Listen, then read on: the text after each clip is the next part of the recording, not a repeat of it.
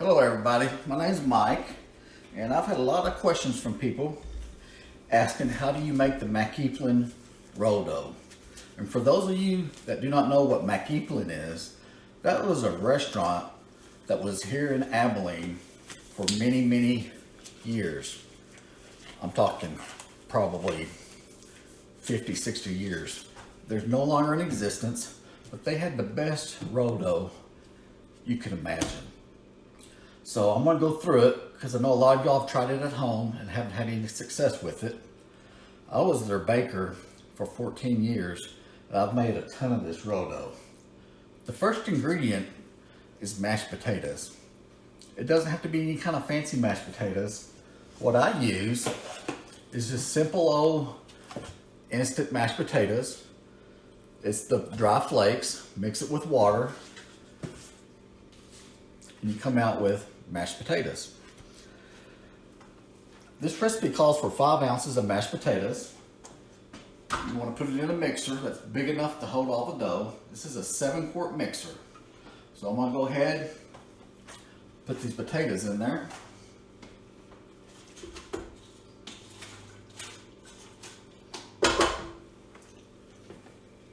After that, you want 4 ounces of vegetable shortening. And I pre-measured everything to save time on this video. And it's just ordinary vegetable shortening. We'll go ahead and dump that in there.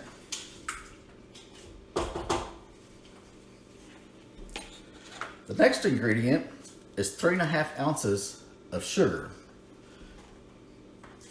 I have 3.5 ounces of sugar measured out in this cup already. Just go ahead and dump it in there.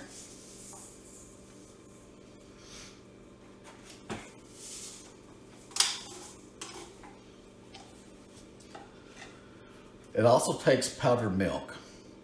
2 ounces of powdered milk. Take it, dump it in there.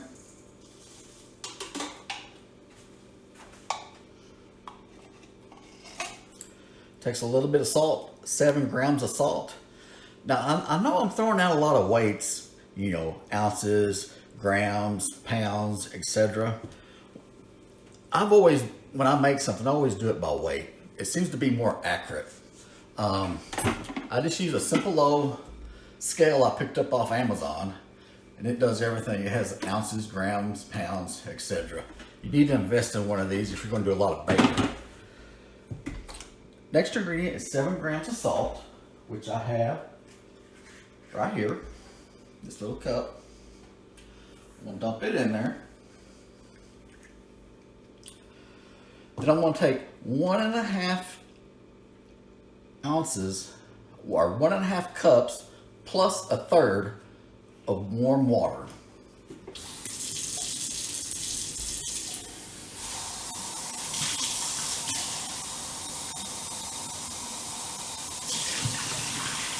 Let my water get warm here for a minute.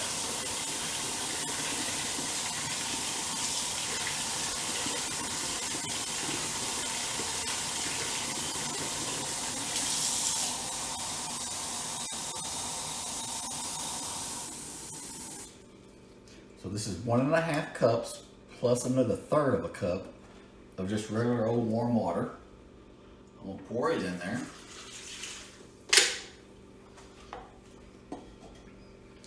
The next ingredient is 1/2 ounce of yeast. And this is fresh yeast, not dry yeast like you get at the grocery store. Fresh yeast is like a cake yeast. It has to stay refrigerated. It's what we've always used at Mack Eplens. It's what I'm used to using. It's hard to find in a lot of areas. If you got a friend or somebody that knows somebody that maybe works for a food distributor or maybe for a bakery, see if they can't get you some and buy it from the local bakery. It's the best stuff you can buy. So I'm going to take my yeast and go ahead and dump it in there.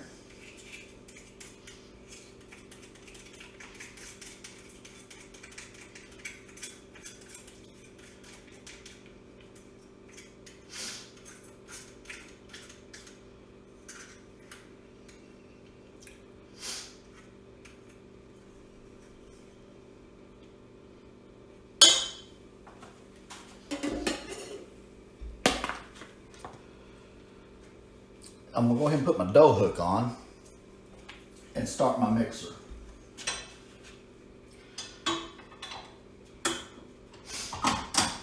I'm gonna start it on low. Let it start mixing so that yeast will get good and mixed. While it's mixing, I usually weigh out my flour. The flour is just regular old bread flour. We like to use hard winter wheat flour, bread flour. I get it from HEB. It's the HEB brand, the Baker Scoop bread flour, and on the package itself it says hard winter wheat. 12 ounces or 0.75 pounds. I'm gonna dump it in there while the mixer's running.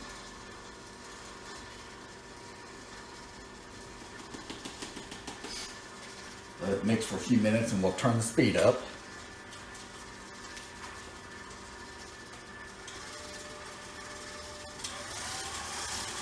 We want to make sure it mixes long enough to, help melt the shortening, help dissolve the yeast. What we're doing right now, we're making a sponge.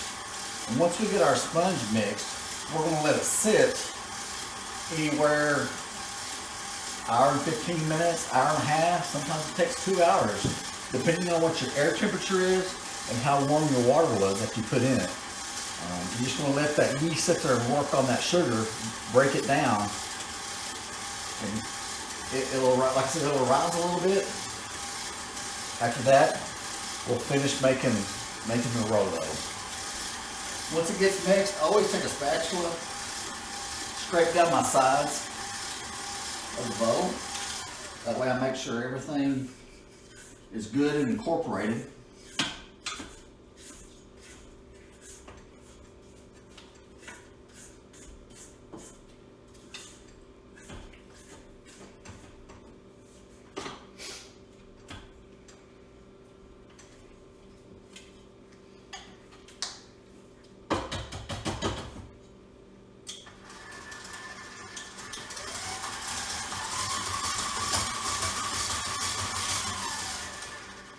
Like my dough hook fell off there for a second. There it goes.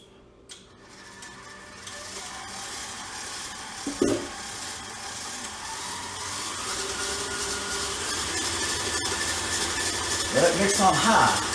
Get real good mixed.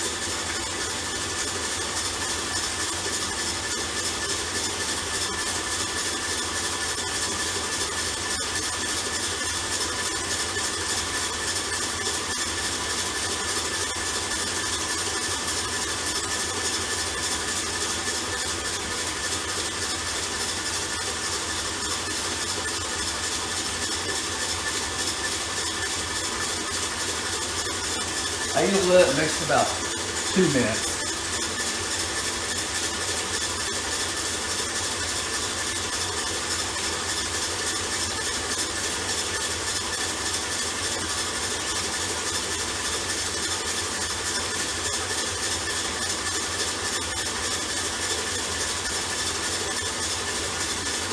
Okay, that's about 2 minutes.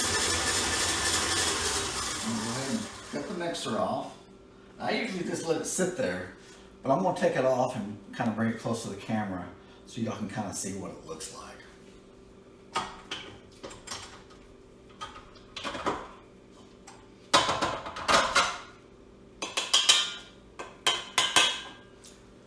don't know if I can get a good shot or not, but see, all it is, it's just a kind of a liquid, thick, almost cake batter consistency.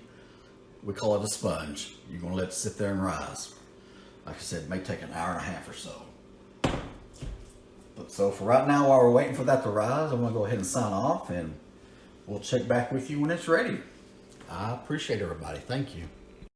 Okay folks, I'm back and we're gonna finish making this Mack Eplens roll dough. A couple of things I wanna say first is when I first started the video, I said Abilene. I just wanna clarify that's Abilene, Texas, not Abilene, Kansas. And also, on the first half of the ingredients for the sponge, on the powdered milk, that's just the dry powder. You don't want to mix it with water or anything, just dump the dry powder in there. And then on the flour, I said bread flour, HEB, hard winter wheat, This is what it looks like if you ever want to go to H-E-B, and right down here it says hard winter wheat. Okay, got my sponge ready. What we're going to do now is take 13 ounces of the flour, which I have right here, already weighed out. I got a bowl here. I'm going to dump it in the bowl. I'm going to take 3.5 grams of baking soda right here. I'm going to dump it in the bowl. 8 grams of salt. Again, dump it in there. 8 grams of baking powder. Take it, dump it in there. Okay. Now, you got all your dry ingredients in there. You want to mix them all together, get them well incorporated. So we're going to do that real quick here.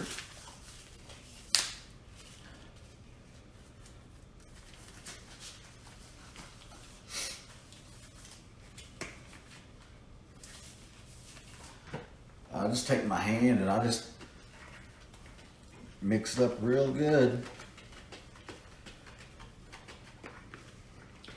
Make sure you get the salt, the soda, and the baking powder nice and mixed in.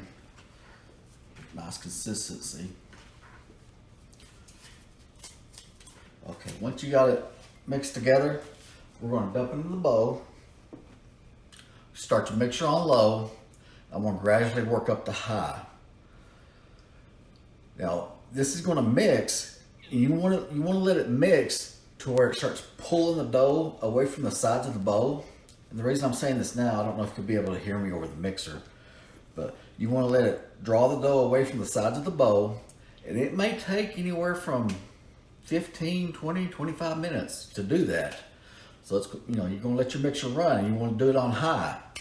Once it pulls away from the bowl, it's going to start slapping that dough, and you'll hear it slapping and hitting the side of the bowl. You want to let it run another 5 to 10 minutes till it's nice and firm.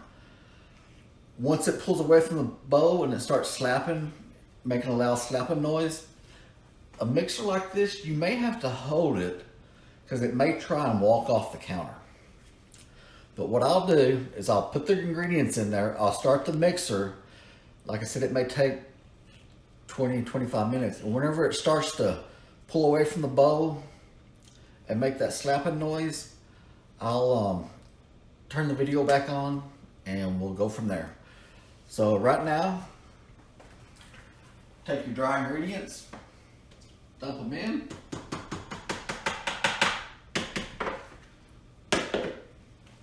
Start the mixture on low. Always start it on low, because if you do it on high, you'll throw your ingredients everywhere.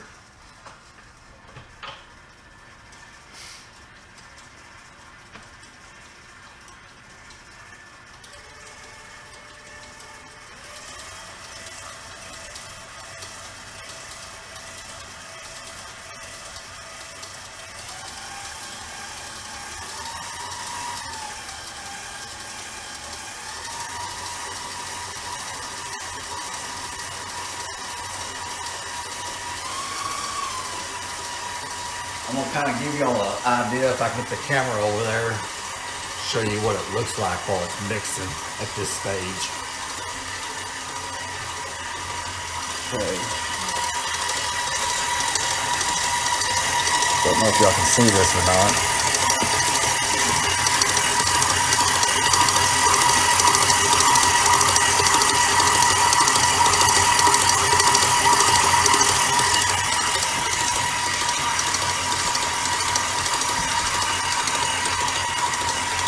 Okay, I'm going to turn the camera off, and once it starts pulling away from the bowl, I'll start it back up. See y'all in a little bit. Okay, folks, the mixer's been running for about 15 minutes. I turned it down so you can hear me talk for a minute. So I'm going to take the camera over there and show you what it looks like once it starts pulling away from the bowl. Right over here.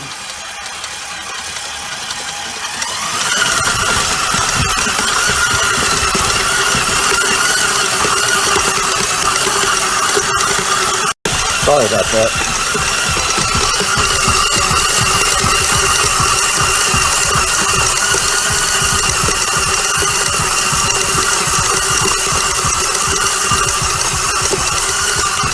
You see how that mixture, see how that mixture's jumping around? I'm gonna have to hold that mixture still or it's gonna walk off my counter. So I'm gonna turn this camera off and hold this mixture for about 10 minutes and I'll get back with you. Okay, it's done mixing. It's all pulled away from the bowl. So what I'm gonna do is take my dough hook off.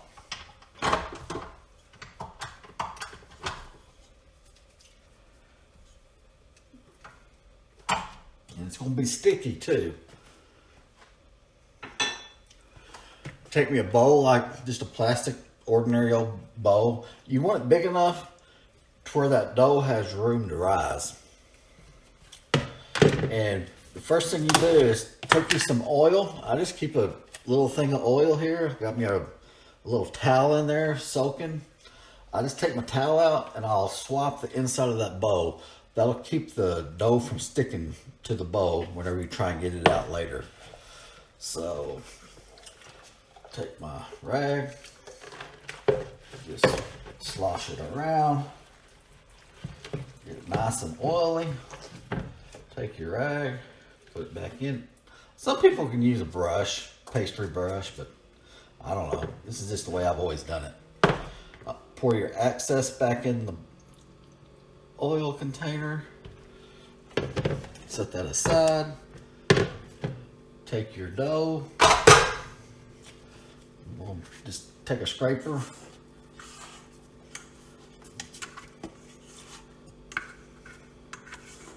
And put it inside the bowl.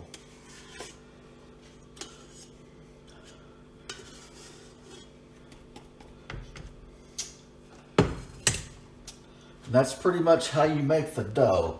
Now that we got it made,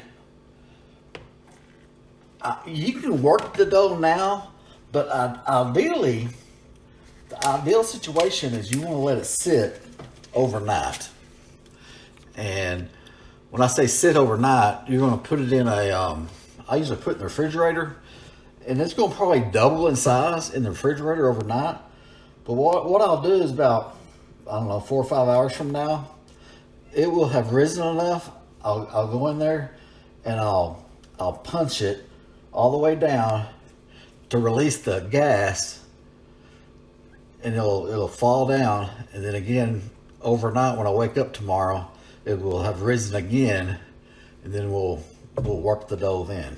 But other than that, that's how the mixing part's done. And I should be able to do some videos tomorrow on how to actually make the roll itself out of the dough. Hey, I appreciate y'all tuning in. If you got any questions or anything, you can find me on Facebook. I have a page there. It's called Abilene Pink Cookie. Feel free to look at it.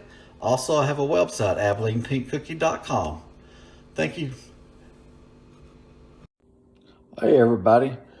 I just took that roll dough out of the fridge. It's been in there, about 4 hours, I guess. You see how the dough has risen? And I said earlier on the video, you want to punch it down to let the gas out. All you do is just mash it and make it fall back down. Don't worry about the oil getting on your dough. It's no big deal. You just want to get all the air and gas out of it.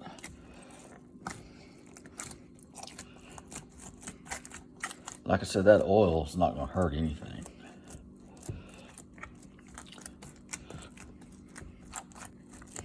Okay, that's all you do. I want to put it back in the refrigerator, let it sit overnight, and tomorrow we'll work the dough.